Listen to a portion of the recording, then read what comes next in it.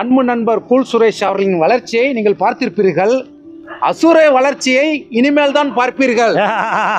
ரீசெண்டாக TTF வாசனுக்கும் director செல்வத்துக்கும் நடக்கிற நிறைய பிரச்சனைலாம் வந்து நம்ம பார்த்துருக்கோம். அதில் ரீசெண்டாக வந்து இவர் வந்து மஞ்சள் வீரன் படம் 1 வருஷத்துக்கு முன்னாடியே பூஜையை போட்டுட்டாரு.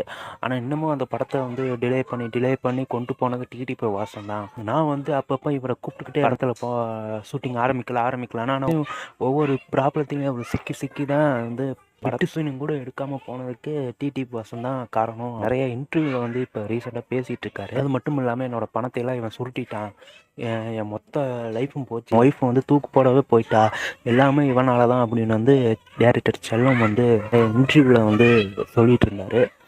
இதில் யார் மேலே தப்பு யார் மேலே சரின்னு தெரியல. ஆனால் வந்து முழுக்க வந்து டிடிஎஃப் வாசனை வந்து இவர் வந்து பெரிய ஆளாக ஆக்கணும், சினிமாவில் ஹீரோவாக பண்ணணுங்கிறதுக்காக டிடிஎஃப் வாசனை இவர் வந்து